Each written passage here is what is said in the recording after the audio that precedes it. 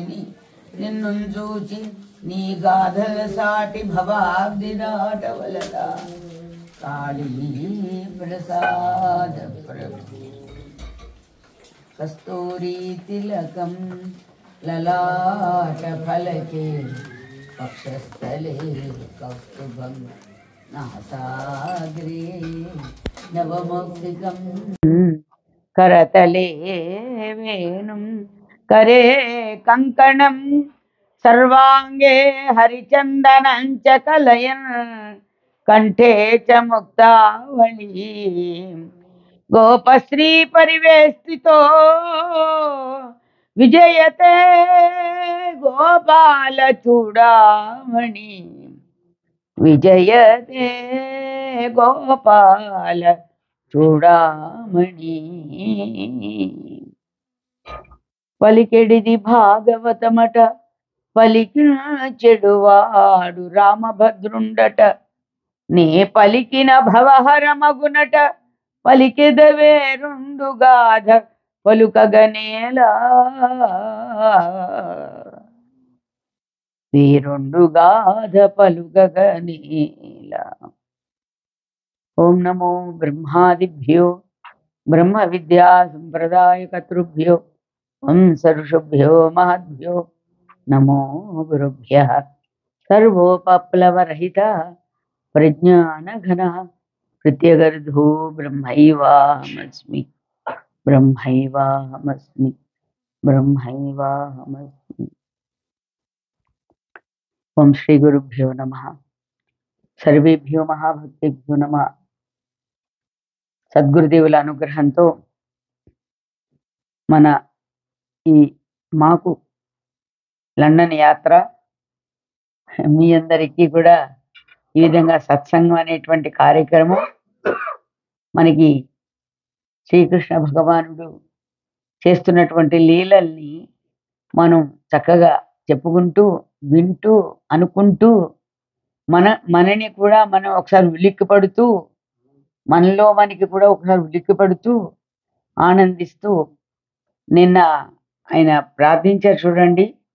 నీ పద్యావళు లాలకించు చెవులున్ నిన్నాడు వాక్యంబులున్ నీ పేరన్ పనిసేయు హస్తయుగముల్ నీ మూర్తిపై చూపులున్ నీ పాదంబుల పొంతమృక్కు శిరముల్ నీ సేవపై చిత్తముల్ నీపై బుద్ధులు మాకు నిమ్ము కరుణన్ నీరేజ పత్రేక్షణ అని చక్కగా ఎవరు గంధర్వులైనటువంటి వారిద్దరు నలకూబర మణిగ్రీవులిద్దరూ ఏంటి ఇప్పుడు ఇక్కడ ఏమైపోయాడు నారదుడు, శాపం ఇచ్చినవాడు నారదుడు, కానీ ఎక్కడున్నాడు?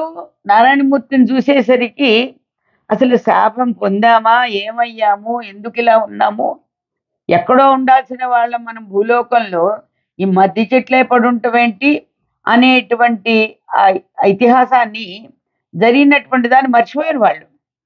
ఇప్పుడు వాళ్ళ తపనంతా ఏంటి? మిమ్మల్ని భగవంతుడు వచ్చి అనుగ్రహిస్తాడు, సాక్షాత్తు విష్ణుమూర్తి వచ్చి మిమ్మల్ని అనుగ్రహిస్తాడు అని చెప్పిన మాటతో ఎప్పుడు రాక ఎప్పుడు మాకు దర్శనం అవుతుంది అనేటువంటి ఆ దృష్టితో వాళ్ళు ఎదురు చూస్తున్నారు. అనే వచ్చింది ఆ రోజు. ఈయన ఏకంగా రోటీ కట్టేసింది తల్లి. ఆ రోలు ఇడ్చుకుంటూ వెళ్ళాడు ఆయన, చిన్న ఆయన బుల్ల ఆయన. రోలు ఇడ్చుకుంటూ వెళ్ళిన తర్వాత ఆయన పట్టేశాడు రెండు చెట్ల మధ్యలో, కానీ రోలు రాల. దాన్ని కొంచెం గుంజుకున్నాడు. ఆ రోటిని గుంజుకుంటే ఏమైంది? ఇప్పుడు ఆ రోటి యొక్క ఎది ఆ అదురుతో మొత్తం రెండు చెట్లు కూడా వేళ్లతో సహా, ఇంకా మీకు జన్మ లేదన్నట్టు వేళ్లతో సహా పైకొచ్చి కూర్చున్నాయి.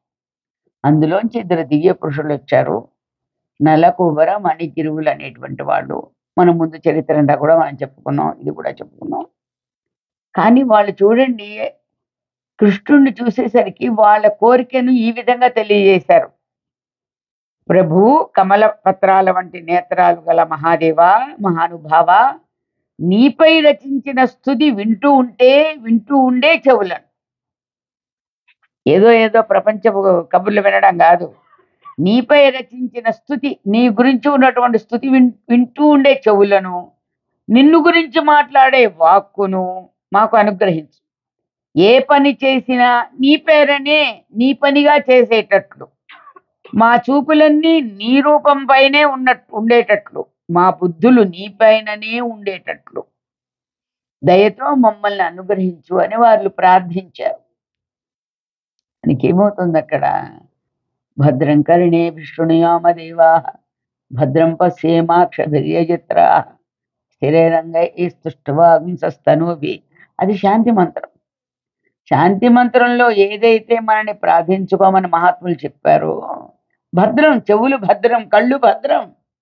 ఎందుకంటే ఈ 5 జ్ఞానేంద్రియాల్లో కూడా బయట ఉన్నటువంటి ప్రపంచాన్ని బాగా మనలోకి తీసుకొచ్చేవేవి అంటే కన్నులు, చెవులు. గురుదేవులు ఏమన్నారు? చెవులు మమకారాన్ని, కళ్ళు అహంకారాన్ని తీసుకొస్తాయని చెప్పారు. దృష్టి చూడగానే ఏంటి, నేను ఎంత గొప్పవాణ్ణి అనేటువంటి అహం మనలో ఉంటే ఆ కళ్ళ ద్వారా ఇంకా వాటి కోసం వెతుకుతూ ఉంటుందంట ఆ జీవుడు ఆ కళ్ళు. చెవులేంటి, వినిపించేటువంటి శబ్దం ద్వారా నాది ఏదై ఉన్నది అని మమకారం. ఆ రెండింటినీ కూడా ఇక్కడ వాళ్ళు ప్రార్థించారు. మంత్రమైతే లేదు కానీ అక్కడ చక్కటి శ్లోకంతో నీపై రచించిన స్థుతి వింటూ ఉండే చెవులు, నిన్ను గురించే మాట్లాడే వాక్కు మాకు అనుగ్రహించి. ఇప్పుడు సత్సంగం అంటే ఏమిటి? మొదటికి వచ్చాం. ఏంటి సత్సంగం అంటే? మనం ఆలోచించే ప్రతి ఆలోచన, మనలో సంకల్పం వచ్చింది అంటే సత్యం గురించే రావాలి. సత్యం గురించే మనలో సంకల్పం కలగాలి అంటే చూసేటువంటి దృశ్య ప్రపంచంలో ఏం చూడాలి నువ్వు? రకరకాలు ఉన్నప్పటికీ కూడా దాని మూలం ఏమై ఉంది? నేను మామిడి పళ్ళు బాగా పండి ఉన్నాయి, భలే నోరూరిస్తున్నాయే అనుకుని మామిడి పండ్లు చూసి మామిడి పండ్ల మీద మనసు పడి మామిడి పండ్ల కోసమే వెళ్ళి మామిడి పండ్లే మనం కొని తెచ్చుకుంటున్నాం. కానీ మహాత్ములైనటువంటి వాళ్ళు ఏం చేస్తారు? ఎంత సృష్టో ఆ భగవంతుడి సృష్టి.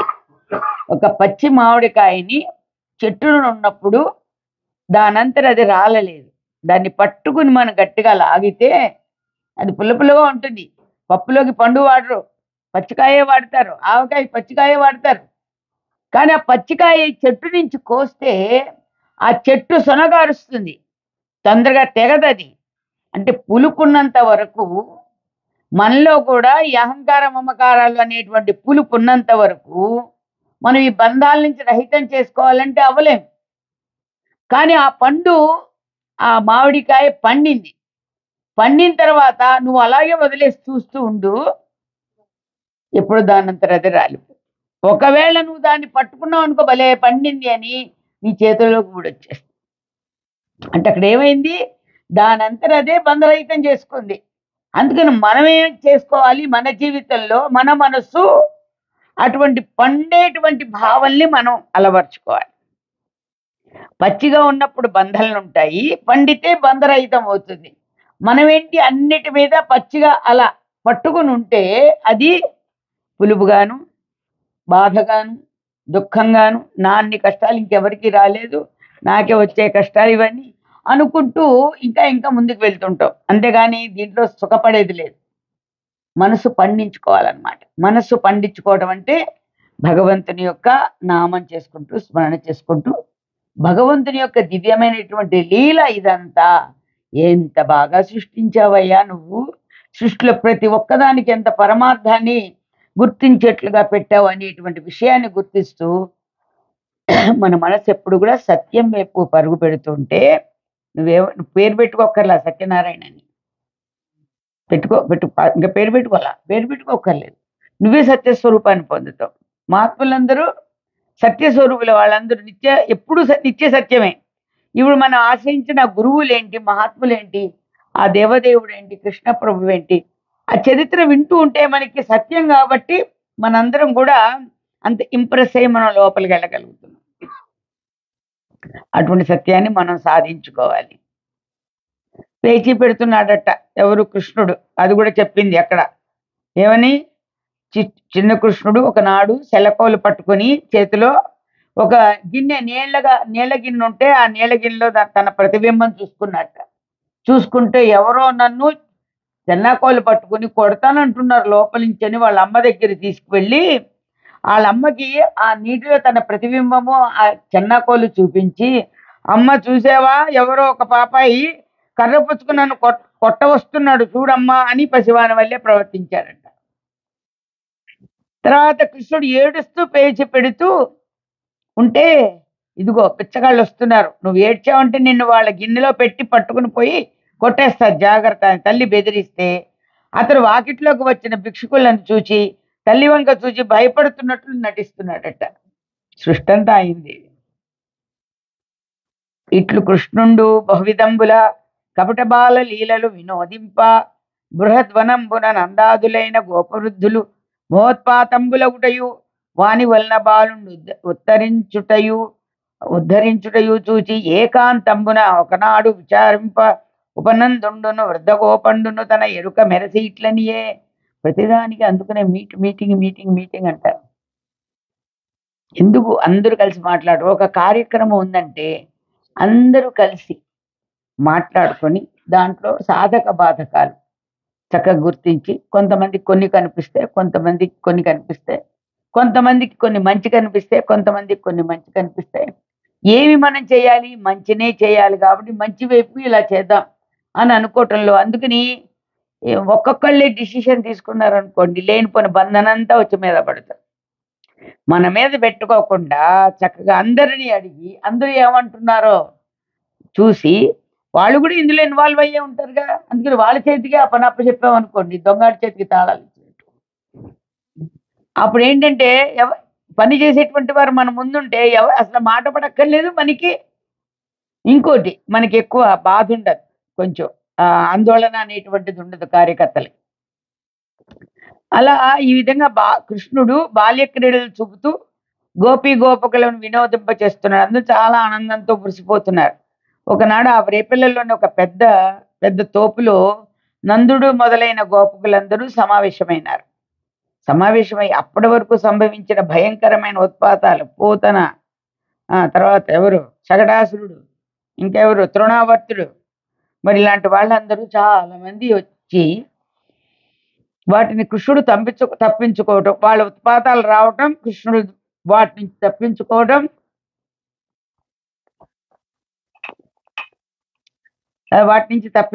అనేక విషయాలు చెప్పుకొని సమాలోచన సాగించారు.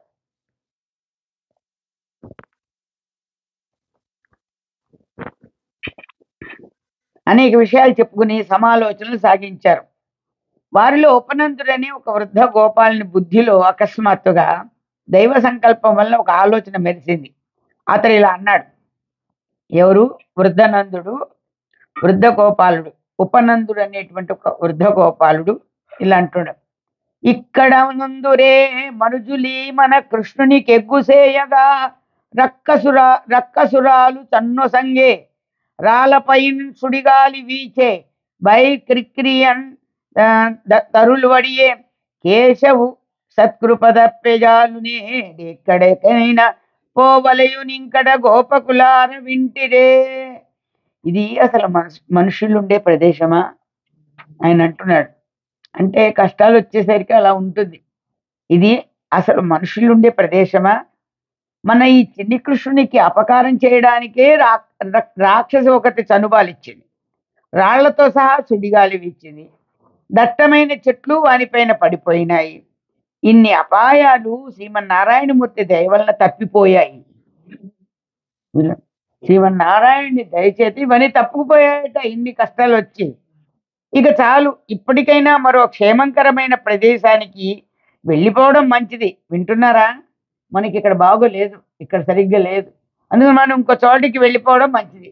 వింటున్నారా అని వాళ్ళతో వాళ్ళు చెప్పుకుంటున్నారు.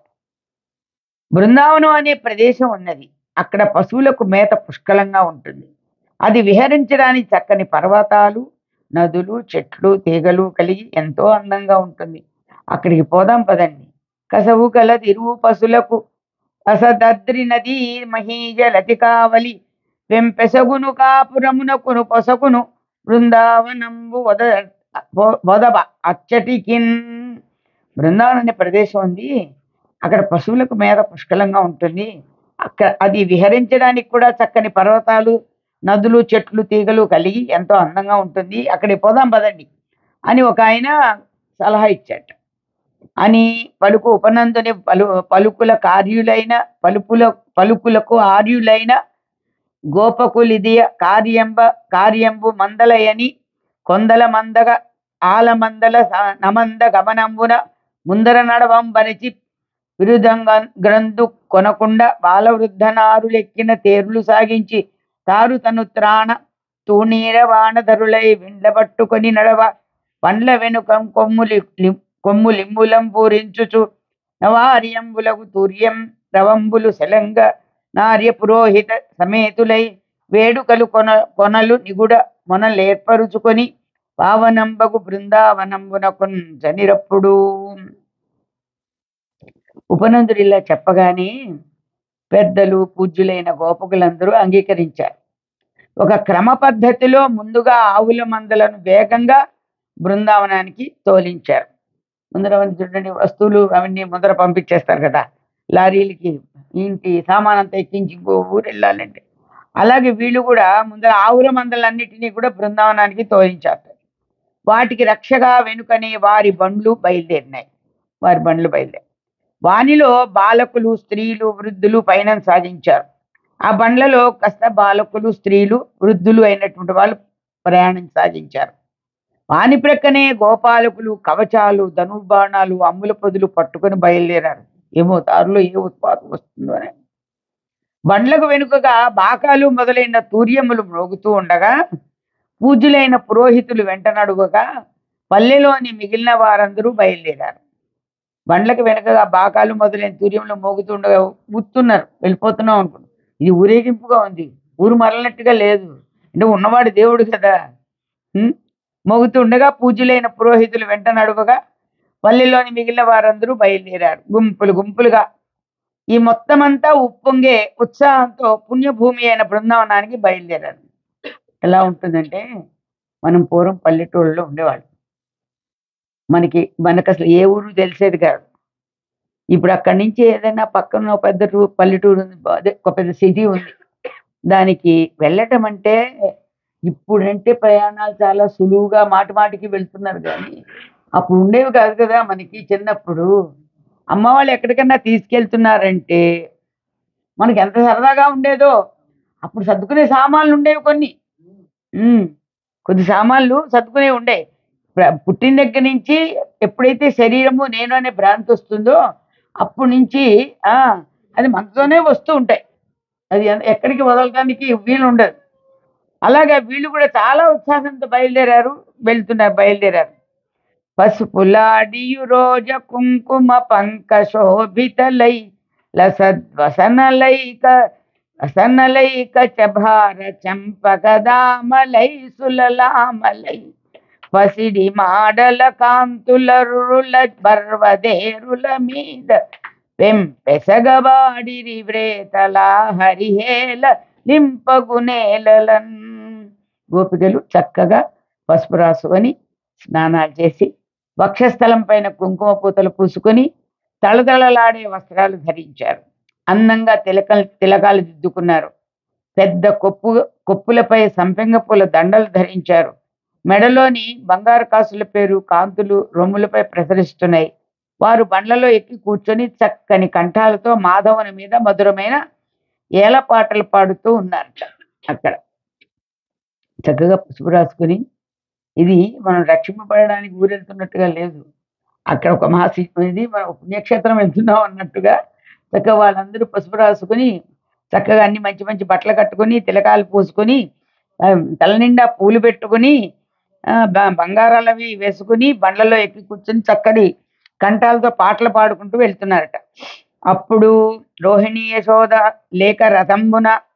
ఏకరథంబున పరిపూర్ణ మనోరథలై రామకృష్ణుల ముందుర నిడుకొని వార్ల వినోదంబులకు ప్రమోదంబునొందుచుంజని ఇట్లు గోపాలకులు బృందావనం సొచ్చి ఎందర్ధచంద్రాకారంబుగా శకట సందోహంబు నిలిపి మందల విడిపించి వసించిరి. రోహిణి యశోద ఒకే బండిలో కూర్చున్నారట.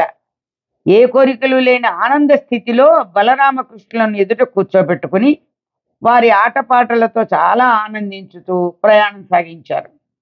కృష్ణుడు ఎక్కడ ఉంటే అక్కడ సంతోషమే, ఆనందమే కదా! ఈ విధంగా గోకులంలోని ప్రజలంతా ప్రయాణమై బృందావనంలో ప్రవేశించారు. బండ్లను అర్ధచంద్రాకారంగా నిలబెట్టి ఆవు మందలను మధ్యలో ఉంచారు. ఇలాగే ఇండ్లను కూడా కట్టుకొని అక్కడ నివసించారు. మరి కొంచెం ఏదో భయంగా ఉందని కదా వెళ్లారు. అందుకని రక్షణ కోసం అర్ధచంద్రాకారంలో వాళ్ళందరూ కూడా అర్ధచంద్రాకారంతో నిలబడి ఆవులని తర్వాత ఇల్లు కట్టుకున్నారట అక్కడే. అలా ఏర్పాటు చేసుకున్నారట. ఏర్పాటు చేసుకొని ఇండ్లను కూడా కట్టుకొని అక్కడ నివసించారు. చందిరి బల మాధవులభినందించుచు పరమ పావనము సంచిత కాళింది సంజీవనమున్ బృందావనమున్ మునీంద్ర బృందావనమున్. ఆ విధంగా బలరామకృష్ణులు సంతోషంతో పరమ పావనమైన బృందావనంలో ప్రవేశించారు. ఆ బృందావనం కాళింది నదికే ప్రాణాలు పోసినట్లున్నది. ఆ బృందావనం ఎలా ఉందంటే కాళింది నది అనేటువంటిది ఉంది. ఆ నదికే ప్రాణాలు పోసినట్లుందంట. మునీంద్రులనందరినీ రక్షించేది అదే. మునీంద్రులందరికీ కూడా రక్షించేది అదే. ఒక ఈ ఊరు చేస్తున్నామండి. అందులో మనం ఏం చేసుకుంటాం? ఉండటానికి చాలా భవంతులు ఉండొచ్చు, ఇంకేమైనా ఉండొచ్చు. నీటి వసతి బాగుందా? ఆ నీళ్ళు ఎక్కడి నుంచి వస్తున్నాయి? ఆ నీటి వలన అక్కడ ఉన్న వాళ్ళు ఏ బాధ లేకుండా ఉన్నారు కదా అని ముందర చూసుకుంటారు. అలాగే ఇక్కడ కాళింది నది ద్వారా ఎంతెంతో మంది మునీంద్రులు అందరూ కూడా దాన్ని ఆశ్రయించి ఉన్నారట. ఇట్లు బృందావనం వనంబు చెంది అందు కొంతకాలంబునకు రామకృష్ణులు సమాన వయస్కులైన గోప బాలకులం కూడుకొని వేడుకలు ఉడుకొన దూడలగాచుచు. ఇలా బృందావనం చేరిన కొంతకాలానికి బలరామకృష్ణులు వేడుకతో తమ ఈడు గోపబాలులతో కలిసి అందంగా దూడలను కాచుకోసాగారట. మా అమ్మగారు తీసుకెళ్ళారు. ఎవరు? యశోదాదేవి బలరామకృష్ణులకి వేడుకతో ఆ ఈడు తన ఈడైనటువంటి గోపబాలురు అందరితో ఆనందంగా దూడలను కాచుకోసాగారు. వేణువులూదుచు వివిధ రూపములతో గంతులు వైతురు కౌతుకమున గురు కంబళాదుల గోవృషంబుల పన్నె పరవృషములతి వృషభములని ప్రతిభటింతు తల్లులు దట్టించి అంఘ్రుల గజ్జెలు మొరయ తన్నుదు రోలి ముమ్మరముగా పన్నిదంబులు వైచి ఫలమంజరుల కూర్చి వేటులాడుదురు ప్రావీణ్యమొప్ప వన్యజంతు చయంబుల వాణి పదురుచు వంచి పట్టబోదు అంబుజాకరముల జల్లులాట జనుదురా కుమారులు బాల్య విహారలగుచును. ఆ రామకృష్ణులు వేణువులు ఊదుతూ రకరకాల వేషాలతో ఉత్సాహంతో గంతులు వేయసాగారట. పెద్ద పెద్ద కంబళ్లతో వృషభాల రూపాలు తయారు చేసి అవి శత్రు వృషభాలని వాటితో యుద్ధం చేయసాగారు. పెద్ద పెద్ద కంబళ్ళు ఉన్నాయి కదా, ఆ కంబళ్ళు బయట వేసుకొని ఇప్పుడు మన వాళ్ళు చూడండి చాలా వెళ్తూ ఉంటే కొన్ని చోట్ల అదేంటి పులులుగాను మరి తర్వాత వేషాలు మారుస్తారు. మనకి తెలియదు, అంతా అలాగే ఉంటుంది కదా. అది ఇప్పటిది కాదు, అప్పటి నుంచి వస్తున్నదే అది. కృష్ణయ్య పైన కంబళ్ళు పెద్ద పెద్ద కంబళ్ళతో వృషభాల రూపాలు తయారు చేసి అవి శత్రు వృషభాలని వాటితో యుద్ధం చేసాగారండి. గుడ్డలతో బొమ్మలు చేసి వాటిని గట్టిగా తన్నుతూ ఉంటే కాళ్ళ గజ్జలు గల్లుమంటూ మోసాయి. బొమ్మలు చేసి వాటిని కాళ్ళతో తన్నుతూ ఉంటే కాళ్ళకున్న గజ్జలు మోగుతున్నాయట. పందాలు వేసుకొని పండ్ల గుత్తులను గురిచూచి రాళ్లతో కొడుతూ ఉంటారు. పండ్ల గుత్తులు చూసి రాళ్లతో గురిచూసి పెడుతున్నారట. అడవి జంతువుల కోతలను అరుపులను అనుకరించి అరుస్తూ ఆ జంతువుల దగ్గరకు రాగానే వాటిని పట్టుకోపోతారు. తామర పువ్వులు నిండి ఉన్న కొలనులో ప్రవేశించి ఒకరిపై ఒకరు నీళ్లు చల్లుకుంటూ ఆడుతూ ఉంటారు. ఈ విధంగా రాజపుత్రులు గోపబాలకులై బాల్య క్రీడలలో చరించసాగారు. ఇంతకు ముందంతా రేపల్లెలో ఉన్నారు, ఇప్పుడు బృందావనంలో చరిస్తున్నారు. పోరుదురు గికురు ఒడుచుచు దూరుదురు భయంబులేక తోరపుటి రవుల్ జారుదురు ఘన శిలాతటి మీరుదురెన్నంగ రాని మెలకువల నృప. ఒకరితో ఒకరు ఉత్తుత్త యుద్ధాలు చేస్తూ దొంగ దెబ్బలు కొట్టుకుంటారు. అందమైన స్థలాలలోనికి జంకు లేకుండా ప్రవేశిస్తూ ఉంటారు. పెద్ద బండ రాళ్లపైకి ఎక్కి జారుతూ ఉంటారు. అదే జారుడు బండి మీరు పెట్టారుగా. మీరు మీరు ప్లాస్టిక్‌లు పెట్టారు. అక్కడ బండరాళ్ళపైకి ఎక్కి అయి ఎక్కి జారుతూ ఉంటారట. పెద్దలకి ఊహించరాని నేర్పరితనాలతో ఒకరినొకరు మించిపోతూ ఉంటారు. అంతనొక్కనాడు యమునా తీరమున ఆ కుమారులు గోపకుమారులను దారును క్రేపుల మేప నొక్క రక్కసుండు క్రేపు రూపున వచ్చి వాళ్ళ హింసింపందలచి మళ్ళా మొదలయ్యాయి ఇక్కడ. ఒకనాడు బలరామకృష్ణులు యమునా నదీ తీరాన గోప బాలకులతో కలిసి గోవత్సాలను మేపుతూ ఉండగా ఒక రాక్షసుడు వారిని చంపాలని వచ్చి తాను కూడా ఒక కోడె దూడ రూపం ధరించాట. క్రేపుల ఎర్రులు నాకుచు క్రేపులతో నిధియ మంచి క్రేపనంగగడున్ చూపట్టి భక్తి సంగతి క్రేపై సనువాని మ్రోలకేపై తిరిగెన్ వాడు దూడలలో దూడై కలిసిపోయి మిగిలిన దూడల మెడలు నాకుతూ ఉన్న వాటిలో ఇదే మంచి దూడ అనిపించేటట్లు సంచరిస్తున్నట్టు. భక్తుల వెంట దూడవల్లే సంచరించే కృష్ణుని వెనుక భక్తుల వెంట దూడవల్లే సంచరించే కృష్ణుని వెనుక ఆ రాక్షసుడు దూడ రూపంలో తిరగసాగాడు. మన స్వామి వెనక్కి వెళ్ళాడు. పైకి పంపించేయాలి కదా, పైకి వెళ్ళిపోవాలి కదా. అందుకని అంత అప్పర ఇంకా ఆ రాక్షసుడు దూడ రూపంలో తిరగసాగాడు. వారిని ఎరింగి కృష్ణుడు రామునకు చెప్పి ఆ కృష్ణుడు రాక్షసుని గుర్తించి బలరాముతో చెప్పాడట. ఓహో, కొంచెం పక్కనున్న బలరాముడికి కూడా ఏది కృష్ణుడు రాక్షసుని చూసి గుర్తించాడు. బలరామంతో చెప్పాడు, ఇది ఒక మంచి లేగ వినుడెంతయు నొప్పెడిన చుదాని తత్పదములతో కయున్ బిగేపట్టి చెలంగి వెలంగ మ్రానితో చదియగ నొక్క పెట్టుకొని చంపే కుమారుడు లేగ రక్కసన్ కుదులు కొనంగ బాలకులు కోయని ఆర్వ నకర్వ లీలతో. కృష్ణుడు నెమ్మదిగా ఆహా ఈ దూడ ఎంత మంచిదో చూచారా అన్నట్ట. ఎంత చక్కగా ఉందో చూడండి అంటూ దగ్గరికి వెళ్ళాడట. గబాలన కాళ్ళు తోక గట్టిగా పట్టుకుని పైకెత్తి పెద్ద పెట్టున వెలగ చెట్టు కేసి మోదాడు. ఆ దెబ్బకు ఆ దూడ చితికి పచ్చడైపోయింది.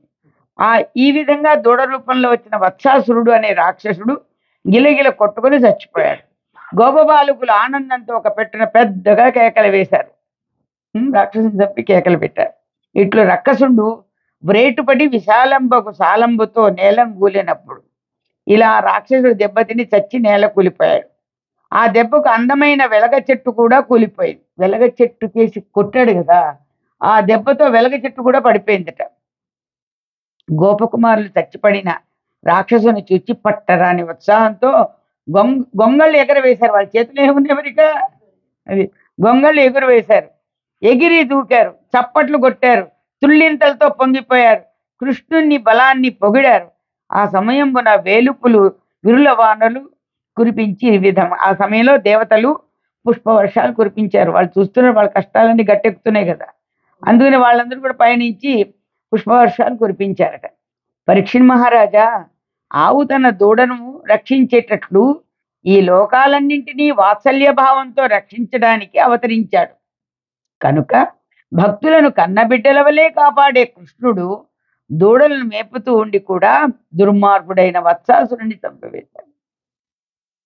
ఏంటి, ఆవు తన దూడని ఎలా రక్షిస్తుందో వాత్సల్య భావంతో, అలా వీళ్ళందరినీ కూడా రక్షించడానికి వచ్చిన వాడు కృష్ణుడు. భక్తులను కన్నబిడ్డల వలె కాపాడే కృష్ణుడు దూడలను మేపుతూ ఉండి కూడా దుర్మార్గుడైన వత్సాసురుణ్ణి చంపివేశాడు. మరియునొక్కనాడు రేపగడ గోపకుమారులు క్రేపులం గొంచు అడవికించని ఎడంబడి మెండుకొనిన దప్పిని బెండుబడిన తమ లేక కదుపుల నేర్పరించి నిలువరించుకొని కలంకంబులేని యొక్క కొలంకున నీరు ద్రావించి తారును జలపానంబు చేసి వచ్చునెడనందు. ఒకనాడు ఉదయాన్నే గోపకుమారులు దూడలను తొలికిని అడవికి వచ్చారు. ఎండ తీవ్రంగా కాయడం వల్ల వారికి చాలా దాహం వేసింది. ఆవు దూడలకు కూడా దాహం వేసి వాడిపోయినాయి. తమ దూడల గుంపులను చక్కగా ఒక కొలను వద్దకు తోలుకొని పోయారు. అక్కడ తమ గోవత్సములకు కలకలు లేని ఆ కొలను నీటిని త్రాగించి తాము దాహం తీర్చుకున్నారు. అనంతరం వెనుదిరిగి బయలుదేరారు. అకళంకులు బాలురుగని అకుటిల దంభోళి హత సితాద్రి శిఖర రూపకమున్ హరి హింసారంభకమున్ పగమున్ విశాల భయదాంబకమున్. అలా తిరిగి వచ్చే సమయంలో పుణ్యమూర్తులైన ఆ బాలకులు ఒక భయంకరమైన కొంగను చూశారు. తిరిగి వచ్చేస్తూ వాళ్ళు పుణ్యమూర్తులు బాలకులు, ఎందుకంటే ఎవరితో ఉన్నారు? కృష్ణుడితో ఆడుకుంటున్నారు వాళ్ళు. కృష్ణుడితో పుణ్యమూర్తులైన ఆ బాలకులు ఒక మహాభయంకరమైన కొంగను చూశారట, పెద్ద కొంగ. పూర్వం ఇంద్రుని వజ్రాయుధం రెక్కలను విరగొట్టగా కింద పడిన పెద్ద కొండ శిఖరమా అన్నట్లు ఆ కొంగ నిలబడి ఉన్నది. భయంకరమైన పెద్ద కన్నులతో కృష్ణుని చంపడానికి అక్కడ అది వేచి ఉన్నది. కొంగ చెప్పమంటారు చూడండి. ఒక కాలు మీద నిల్చుంటుంది, అది రెండో కాలు కూడా ముడుచుకొని చూస్తూ ఉంటుంది, కానీ ఎవరికి తెలియకుండా అలా కొంగ చెప్పమంటారు. కానీ దాని ఒడలి పొడవునకు వెరుగుపడి చూచుచుండా ఆ గోపకుమారులు ఆ దొంగ కొంగ యొక్క పొడవును చూస్తూ నిర్ఘాంతపోయి నిలబడిపోయినారు. వీళ్ళకి అన్ని విచిత్రాలు ఎప్పుడు చూడలేదు కదా, రకరకాలన్నీ. ఎల్ల పనులు మాని ఏకాగ్ర చిత్తుడై మౌని వృత్తి నితరం అమత విడిచి వనములోన నిలచి వనజాక్షుపై దృష్టి చేర్చి బకుడు తపసి చెలవు దాల్చే. ఆ కొంగ అన్ని పనులు మానివేసి ఏకాగ్ర చిత్తంతో ఆ అడవిలోని కొలనిలో మునిలాగా నిలబడి ఉన్నది. ఇంకా ఏ విధమైన కోరికలు లేవు. ఒక్క కృష్ణుని పైననే దాని దృష్టి కేంద్రీకరింపబడి ఉంది. శత్రువై కృష్ణుని చంపచూచినా ఆ ప్రయత్నంలో మహర్షులు చేయదగిన తపస్సు దానికి సిద్ధించింది. శత్రువయ్యి కృష్ణుని చంపడానికి వచ్చినప్పటికీ కూడా చేసిన ప్రయత్నము తపస్సులాగా చేసింది కాబట్టి మహర్షులు చేయదగిన తపస్సు దానికి సిద్ధించిందట ఆ కొంగకి. ఈ విధంగా నదుగు పెట్టుకొని ఉండి ఈ విధంగా నీటిలో మాటు వేసి ఉన్నాడు ఆ బకాసురుడు. అంటే ఆ టక్కరి కొక్కెర ఒక్కసారిగా కృష్ణుని వైపు కుప్పించి దూకింది ఉన్నది. కానీ అట్లాగా వెంటనే అక్కడ చంచుదీటి పక్షములు జల్లున విచ్చి పదంబులెత్తి కుప్పించి నభంబు పైకెగసి భీషణ ఘోషణ వక్త్రుడై విజృంభించి గరు సమీరమున భిన్నములై తరులోలి కూలగా మించి బకాసురుండొడిసి మృంగే సహిష్ణుని చిన్ని కృష్ణున్. ఆ టక్కరి కొక్కెర ఒక్కసారిగా కృష్ణుని వైపు కుప్పించి దూకింది. ముక్కు విదిలించిందంట, రెక్కలు జల్లున విప్పింది. పాదాలు పైకెత్తి ఆకాశంలోకి ఎగిరింది. ఎందుకంటే తర్వాత పైకి వెళ్ళిపోవాలి కదా. ఎగిరింది. భయంకరంగా కూత పెడుతూ విజృంభించింది. దాని స్వభావం పోలా, భయంకరంగా కూత పెడుతూ విజృంభించింది. దాని రెక్కల గాలికి అక్కడ చెట్లు విరిగి కులిపోగా సరే చూద్దాం అని ఓర్పు వహించిన కృష్ణుణ్ణి తన ముక్కుతో బకాసురుడు ఒడిసి పట్టి మింగేశాడు. కృష్ణుడు ఏం చేశాడు? తన ముక్కుతో బకాసురుడు ఒడిసి పట్టి మింగివేస్తే సంగడి లోకములన్నీయు మెంగుచు క్రక్కుచును బయల వెలగించుచు నుప్పొంగెడి వేడుక కాడటు మృంగుడు వడే బకుని చేత మీదెరిగి నృపా. రాజా, ప్రక్కనే ఉండే ఈ బ్రహ్మాండాలన్నింటినీ తనలో నుండి పుట్టిస్తూ మళ్ళీ మింగివేస్తూ ఆడిస్తూ ఉండే క్రీడామయుడైన కృష్ణుడు బకాసురుని చేత మృంగుడు పడ్డాడు. అయితే అన్నీ తెలిసే అలా మృంగుడు పడ్డాడు ఆ దొంగ కృష్ణుడు, అన్నీ తెలిసే. ఆ విధంగా ధనుజుడు మృంగిన కృష్ణుని కనలేక బలాది బాలక ప్రముఖులచే తనులై వెరగందిరి చెయ్యన ప్రాణము లేని ఇంద్రియంబుల భంగిన్. ఆ విధంగా రాక్షసుడు మింగివేయగా బలరాముడు మొదలైన గోపాలకృష్ణులు కృష్ణుడు కనిపించకపోయేసరికి ప్రాణం లేని అవయవాల వల్లే అచేతనులై భయంతో కంపించిపోయారట. ఎందుకంటే ఇప్పుడు దాకా కృష్ణుడు అన్నిటి నుంచి తీసుకొస్తున్నాడు, మింగడం పాపం అది కూడా ఒక లీల. ఆ మింగటాన్ని కొంచెం ఇచ్చాడు దానికి. ఆ మింగుడు పడ్డాడు కదా! ఇక్కడ కనిపించలా బయట. అందరికీ కృష్ణుడు కనిపించట్ల బలరాముడికిను, గోపబాలుకలకి. పాపం ఇది ప్రాణం లేని అవయవాల వల్లే అచేతనులై భయంతో కంపించిపోయారట. ఇట్లు మింగుడుబడి లోనికింజనక, మింగడమైతే మింగాడు కానీ లోనకు మాత్రం పోవటం లేదు అక్కడ. లోనికింజనక కంఠోపాంతము దౌడలున్ మెరయుచున్ కాలాగ్ని చందంబునన్ కుంఠీభూతుడుగాక వేండ్రమగు నా గోపాల బాలున్ చయోత్కంఠున్ బ్రహ్మగురున్ మహామహిముజక్కన్ మృంగరాదంచు నుల్లుంఠంబాడుచు వాడు గ్రక్కెవెడలన్ లోకం అశోకంబుగన్. ఈ విధంగా మింగబడిన కృష్ణుడు ఆ రాకాసి కొంగ గొంతును దాటి లోపలికి పోలేదు. ఆ బకాసురుని కంఠం ముందు భాగము దౌడలు కాలాగ్ని వలె మండిస్తూ విజృంభించాడు కృష్ణుడు. బయట నుంచి నువ్వు ఆవకాయ అన్నమైనా ఎర్రగా ఎంత బాగుందో అని తిరుగాక, కానీ అది నాకు ఇష్టం అని చెప్పి అన్నం తక్కువ కలిపి బాగా ఉన్న అందులో ఏది ఆ రసాన్ని మింగారనుకోండి, అదేమవుతుంది అక్కడ మండిపోతుంది, గొంతు మండిపోతుంది. అక్కడ కూడా రాక్షసుడి కంఠం లోపలికి వెళ్ళలా. అక్కడ కంఠం ముందు భాగము దౌడలు కాలాగ్ని వలె మండిస్తున్నాడు, విజృంభించాడు కృష్ణుడు. ఆ గోపాల బాలుడు నిప్పు ముద్దలాగా బకాసురుని కంఠానికి అడ్డుపడ్డాడు. అతడు విజయం సాధించే ప్రయత్నంలో ఉన్నాడు. ఎవరు? స్వామివారు. అతడు విజయం సాధించే ప్రయత్నంలో ఉన్నాడు. బ్రహ్మదేవునంతటి వాడికి తండ్రి అతడు. బ్రహ్మదేవుడికి తండ్రి కదా విష్ణువు. మహామహిమ కలిగిన అతడు మింగుడు పడడం లేదని నిందిస్తూ ఆ బకాసురుడు కృష్ణుణ్ణి మళ్ళీ బయటకు వెళ్ళగక్కాడు. మింగుడు పడటం లేదని చెప్పి మళ్ళా బకాసురుడు కృష్ణుడు బయటికి వెళ్ళగక్కాడట. అలా కృష్ణుడు బయటపడడం చూచి లోకమంతా సంతోషించి, బయటపడగానే అది చూసి అందరూ కూడా లోకమంతా సంతోషించారు. కక్కి మహాఘోషముతో చక్కగా తను పొడవరాగా దంచులు రెండున్ చుక్కగా బట్టి తృణముక్రియ గ్రక్కున హరి శ్రీరే బకుని కలహోత్సకునిన్. అలా బయటికి కక్కివేసిన కృష్ణుణ్ణి ఆ కొక్కెర రక్కసి, దాని పేరు పెట్టాడు కొక్కెర రక్కసి, ముక్కుతో పొడిచి చంపాలని భీకరంగా అరుస్తూ నోరు తెరిచి ముందుకు దూకాడట. కలహాని కాలు త్రవే కొంగ ముక్కు 2 భాగాలను కృష్ణుడు 2 చేతులతో పట్టుకొని, ఒక భాగం కింద రెండో భాగం పైటి 2 చేతులతో పట్టుకొని గడ్డి పరకను చీల్చినట్లు నిలువుగా చీల్చివేశాడు. గడ్డి పరకని ఇలా చీల్చినట్లుగా మొత్తం ఇంకేముంది, పైకి కిందకి చీల్చివేశాడు. అప్పుడా నందనందనుని మీద వేలుపులు తాలుపులుగా నందన మల్లికాది కుసుమ వర్షంబులు హర్షంబునం కురించిరి.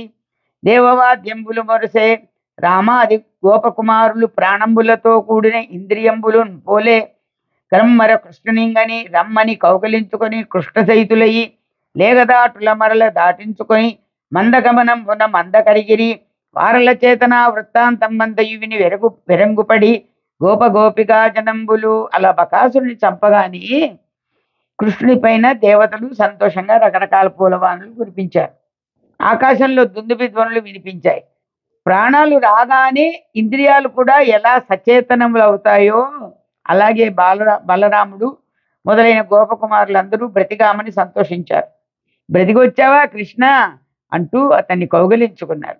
అందరూ కలిసి మందలను మళ్లించుకొని నెమ్మదిగా తమ ఇండ్ల వద్దకు చేరుకున్నారు.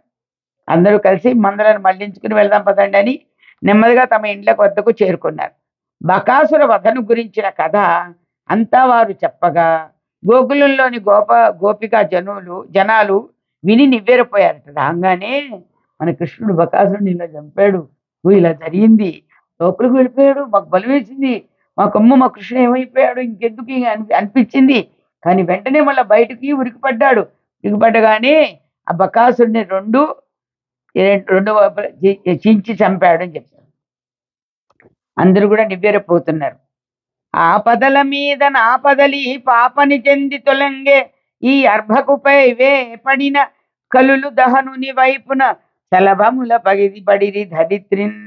ఈ లేత పాపనికి ఆపదలపై ఆపదలు వచ్చినట్లే వచ్చి తొలగిపోయినాయి. పసివాడు కదా అని కృష్ణునిపై విజృంభించిన దుర్మార్గులు ఎవరైనా సరే అగ్నిదేవుల్లో పడిన మిడుతుల్లాగా భస్మమైపోతున్నారు. అగ్నిలో మిడతలు పడితే ఎలా ఉంటుందో అలా భస్మైపోతారు అనుకున్నారు గోపకులు అని పలికిరి. మరియు నా రామకృష్ణులు క్రేపులను కాచుతరి. కపులమై జలరాశి కట్టుదమాయని కట్టుదురడ్డంబు గాలవులకు మునులమై తపములు మొనయుదమా అని మౌనులైయుందురు మాటలేక. గంధర్వవరులమై గాన విద్యలు మీర పాడుదమాయని పాడజొత్తురు. అప్సరోజనులమై ఆడుదమాయని ఆడు రూపుల దాల్చి ఆడదనుదురు. అమర దైత్యవరులమై అబ్ధిద్రత్తమాయని సరోవరములయందు హస్తదండచయము త్రిప్పి తరుతురు. తమ ఈడు కొమరులను అనుసరింప కొమరులు మీ కొమరు మిగులా. బలరామకృష్ణులు చూడండి, మన వాళ్ళు ఏం చేస్తారు, చిన్నప్పటి నుంచే వారి వాసనలు ఎటువైపు ఉంటే అటువైపు ఉంటాయండి. చిన్నపిల్లలు కొంతమంది ఏం చేస్తారు, ఉక్రోషంతో ఉన్నటువంటి ఆటలు ఆడుతుంటారు. కొంతమంది ఏం చేస్తారు, అమ్మ మనకి పెడుతుందని మన అందరూ చిన్న చిన్న గిన్నెలు కొనిస్తారు ఆడపిల్లలకి. వాళ్ళు అన్నం వండినట్టు పప్పు వండినట్టు మళ్ళీ అది కూడా చేతులు రాస్తారు, నువ్వు కూడా తిను అని. అది ఏదో అందులో నిజమైన అన్నము పప్పు కాదు, వాళ్ళు ఏదో ఏరుశనగ పప్పులో లేకపోతే మరమరాలో ఏవో తెచ్చుకుని ఆడుకునే వాళ్ళం చిన్నప్పుడు. ఇది ఇలా ఉన్న కొంతమంది ఏం చేస్తారు, సత్యనారాయణ వ్రతం, మేము సత్యనారాయణ వ్రతాలు చేసుకునేవాళ్ళం ఇక్కడ హై స్కూల్లో. దానికి కావాల్సినవన్నీ రెడీ చేసుకొని అందులో తలకొక్క రకం తెచ్చుకొని మరి సత్యనారాయణ వ్రతాలు చేసుకున్నాం. ఇంకేం చేసుకుంటారు, కొంతమంది పిల్లలు వచ్చారు, కొంచెం నాకు వయసు వచ్చిన తర్వాత పిల్లలు. ఒకరేమో బాబు గారట, ఒకరేమో హనుమాయమ్మ గారట, ఒకరేమో చంద్రట. వాళ్ళు అంటునేవాళ్ళు, అదే చందు అక్కడ ఆయుర్వేదం మందు ఉంది తెస్తావా నాకు, వీళ్ళకి మంది ఇవ్వాలి అంటే బాబుజీ మాటలు అలా. అంటే ఎవరు ఏ వాసనలతో ఉంటే చిన్నప్పుడు ఆయా ఆటలే ఆడుతుంటారు వాళ్ళు కూడా. వాడు అలాగే ఈ బలరామకృష్ణులు గోపబాలురు దూడలను కాచే సమయాలలో దూడల్ని కాచడానికి తీసుకొచ్చి వదిలిపెడతారు ఒక చోట. ఆ దూడలు అవన్నీ ఆవులు మేస్తూ ఉంటే వీరికి పనే ఉంటుంది నీకు ఇక్కడ. వెంటనే ఆ సమయాలలో రకరకాల ఆటలు ఆడుకునేవారట. మనందరం కోతులం, సముద్రానికి వారధి కట్టుదమా అని అంటూ కాలువలకి రాముడి దగ్గరికి వెళ్ళిపోయారు. అడ్డం కట్టుదామా, కట్టుదు అని అడ్డం కట్టుతూ ఉంటారు అక్కడున్న చిన్న కాలువకి. మనము ముసలమట, తపస్సు చేసుకుందామా అని ఆ ముసలి గజేంద్ర మోక్షంలో ముసలి తపస్సు చేసింది కదా అంటూ కన్నులు మూసుకొని మునుల వలె మౌనంగా ఉండిపోతారట. మనము మునులమట, అపరాధం, మనం మునులమట తపస్సు చేసుకుందామా అని అంటూ కన్నులు మూసుకొని మునుల వలె మౌనంగా ఉండిపోతారు. మనం గంధర్వ శ్రేష్ఠులమట, ఎవరు పాటలు పాడుతారో అంటూ పాటలు పాడతారు. మనందరం అప్సరసలమట, నాట్యం చేద్దామా అంటూ ఆడువారి వేషాలు వేసుకొని నాట్యాలు చేస్తారు. మేము దేవతలం, మీరు రాక్షసులట, సముద్రాన్ని మధించుదామా అంటూ చెరువులలో చేతులతో నీళ్లు చిలుకుతారు. బలరామకృష్ణులు ఏ పని చేస్తే మిగిలిన గోపకులందరూ వారిని అనుసరించి ఆ పని చేస్తారు. ఈ విధమైన ఆటపాటలతో వారందరూ అందరికీ ముద్దులొలికేటట్లు కన్నుల విందు చేస్తూ ఉండేవారు. శ్రీకృష్ణుడు గోపకులతో బంతి చల్దులు విలువ వనమున కేకుట. మనం ఇంకా ఇక్కడ ఆపుకుందాం ఇవాళ, కానీ రేపు బాగా ఎక్కువ చెప్పుకుందాం. ఎందుకంటే కాస్త ఇంత క్రియ ఉండదు, రేపు పూజకి కొంచెం తగ్గిస్తాము, అన్ని కొంచెం లైన్లో పెడతాం. ఎలా అవుతుందంటే 3 రోజులు సత్సంగాలు వచ్చేసరికి మొదటి రోజు మొదలు పెడతాము, 2వ రోజు దారిలో పడతాము, 3వ రోజు ఉద్వాసన అయిపోతుంది. కానీ మొన్న వారి ఇంట్లో మాత్రం 7 రోజులు బాగా దివ్యంగా, చాలా మంచి ఉపాయం. కాబట్టి భగవంతుడు ఎప్పుడు ఎక్కడ ఎలా మనకి అవకాశాన్ని ప్రసాదిస్తే అలాగా మనం ముందుకు వెళ్దాం. కాబట్టి భగవంతుడు అటువంటి శక్తిని, భక్తిని, అఖండ సాధనా సంపత్తిని మనందరికీ ప్రసాదించుగాక. సుఖీ భవ, సుఖీ భవ. అఖండ భక్తి జ్ఞాన వైరాగ్యమును, ఆయురారోగ్యేశ్వర్యములను, పుత్ర పౌత్ర ధనధాన్యములను, నిరంతర భగవన్నామామృత సహస్వాదనని ఆత్మానందాన్ని ప్రసాదించి సర్వదా జగన్మాత జగన్నాథుడు గురునాథులు మనని అనుగ్రహించుగాక. సుఖీ భవ సుఖీ భవ. హరి ఓం.